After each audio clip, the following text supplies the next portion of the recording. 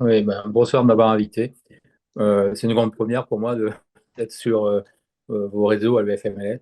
Mais je vous remercie pour le soutien que vous avez apporté là, depuis quelques semaines pour le mouvement qu'on a entrepris avec Philippe depuis quasiment le début de l'été, hein. On a, on a lancé ce mouvement Bruxelles, ça paraissait un peu paradoxal et on s'est fait passer peut-être pendant quelques mois, quelques semaines pour deux fous, avec trois fous, avec Bertrand de Rochambeau, pour essayer de mobiliser les gens au sein des blocs opératoires.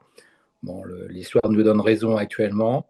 Je partage complètement ton avis, là, Jérôme, sur les 26 terres et 4 terres, qui pour moi est la fin du paritarisme conventionnel. Et en tant que négociateur, ça va être extrêmement compliqué les prochaines négos, et notamment la négo sur la CSAM, de pouvoir espérer une valorisation tarifaire indispensable à nos activités, hein.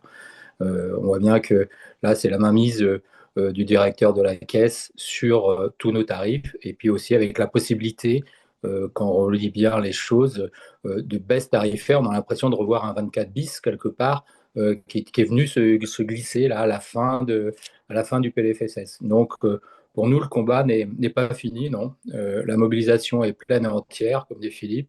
On est plus de 2000 maintenant à partir à Bruxelles, être inscrit réellement pour un mouvement historique. Ça dépasse un peu la revalorisation du secteur 2 et la défense du secteur 2. Ça touche à tout actuellement, hein. Comme tu dis, ça touche à tout. Je suis tout à fait d'accord avec ton analyse sur France Santé. J'avais fait la même analyse très rapidement auprès de mon URPS en Bretagne. Je m'étonnais encore de ce truc en plus. Et puis ce fantasme d'avoir un médecin à moins de 30 minutes, il faut arrêter avec ça. À un moment, il y a d'autres possibilités. Il faut arrêter. On a bien vu aussi ce PLFSS qui est très pointé encore hôpital public. Et puis lire le communiqué de la FHF cet après-midi nous montre bien l'ambiance de l'hospitalocentrisme qui pèse énormément sur les décisions des politiques actuellement. Je ne sais pas si tu as eu l'occasion de lire le communiqué de la FHF, mais ils nous tirent dessus. Ils tirent sur les libéraux, Hmm. hein. Donc, méfiance quand on voit le poids politique de cette organisation, le poids politique de l'hôpital public. euh, oui, il faut aller jusqu'au bout de ce mouvement, tant que ces articles sont dans le PLFSS, et derrière, ne pas oublier la lettre de cadrage de la ministre qui va venir nous rajouter une couche euh, au mois de janvier, plus la loi Garot. Après Mouillé, il est hors circuit, hein. Apparemment, il est plus au Sénat, Contentieux, mais peut-être, ouais. il est ailleurs, hein. Mais quelqu'un reprendra son projet. Euh, on veut nous faire rentrer dans un carcan, on veut attaquer l'indépendance des médecins libéraux.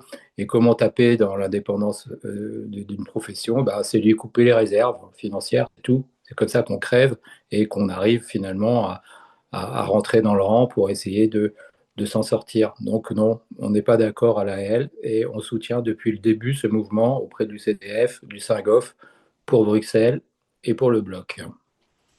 Je te remercie, Jérôme. Merci à toi, Loïc. Et encore une fois, je te renouvelle tout notre soutien pour votre mouvement. Henri? Merci.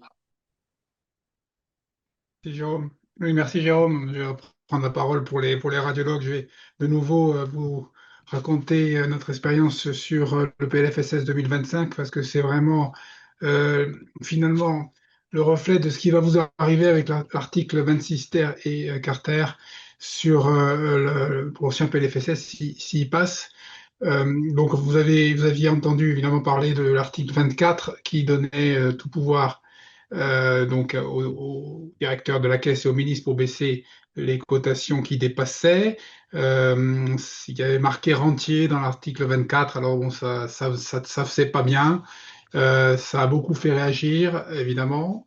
Et on s'est dit, enfin, je pense que les députés se sont dit, rentier, c'est pas beau, on va le supprimer, cet article 24, puis on va le mettre dans le 26, on va leur dire qu'on a supprimé le 24, comme ça ils verront rien, et on va faire le même en 26 sans les rentiers, en un peu pire quand même, parce que là, on attaque carrément la CCAM, et ils vont rien voir. Bon, donc bien sûr, on l'a vu, mais par contre, les députés l'ont pas vu, parce que j'ai bien entendu certains se vanter d'avoir fait sauter l'article 24, mais ils se sont pas vantés de ne pas avoir lu le 26, ou alors ils ont fait semblant de ne pas lire le 26. Mais le 26, c'est le même. Le 26, c'est ce qu'on a subi, nous, dans le PLFSS de 2025. Et Rist l'avait dit d'ailleurs quand on lui a parlé du 24, il avait déjà été supprimé la dernière fois. On lui a dit non, vous avez mal compris le 24, on va le réintroduire un peu plus adouci en disant que finalement il y aura 6 mois de négociation avec le directeur de la CNAM et puis si il n'est pas content, ben, c'est lui qui tranche. Ben, c'est ça le 26 Terre et Carter, c'est-à-dire que il va y avoir des négociations autour de certains tarifs qui vont choisir de baisser ou pas baisser, mais là c'est tous les tarifs, hein, c'est toute la CCAM, donc je vous laisse, je vous laisse voir ce qui a été fait à la radiologie, 300 millions d'économies. On a négocié pendant 6 mois avec Thomas Fatome, parlait de pertinence et de blabla, il rigolait, il se moquait de nous en disant que lui, il voulait de l'argent tout de suite, que la pertinence, oui, c'était formidable, mais qu'il avait besoin d'argent et que de toute façon, à la fin, c'est lui qui choisirait. On a essayé, et à la fin, il n'a rien cédé, et il a dit, moi, je veux de l'argent, et il l'a imposé. Et c'est pas que les radiologues qui ont pris, c'est tous les médecins qui font de l'imagerie. Il y a les médecins vasculaires, il y a les cardiologues, il y a les rhumatologues, tous ceux qui font de l'imagerie en ont pris plein la figure. Parce que c'était inscrit comme touchant l'imagerie uniquement. Mais l'imagerie, pas que les radiologues, tout le monde. Là, sur le 26, c'est toute la CCM. Et alors, ça veut dire quoi? Et on vous l'a dit, ça veut dire qu'il n'y a plus de possibilité de négocier quoi que ce soit dans les futures conventions. Il n'y a plus de possibilité de négocier une nouvelle CCAM. Vous avez vu que la CCAM n'a pas bougé depuis les années 90 et les tarifs n'ont pas augmenté. Donc, qu'est-ce qu'on va espérer si on laisse passer cet article 26 ter et carter? Rien. On ne va plus rien espérer. C'est la fin de la convention. Je ne vois pas comment c'est la fin des syndicats. Vous faites ça avec la CGT pour des négociations conventionnelles dans d'autres métiers ou d'autres. Vous avez toute la CGT, tout le monde dans la rue. Et nous, on va laisser passer ça en disant oui, mais finalement, ils ont un petit peu arrangé. Franchement, c'est la pire attaque que j'ai jamais vue.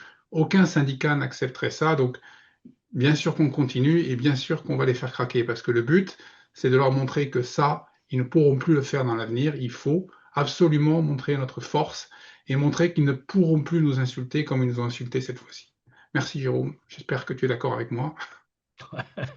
Non, pas du tout. Pas du tout. On se laissera pas Évidemment, faire. évidemment que je suis d'accord avec toi.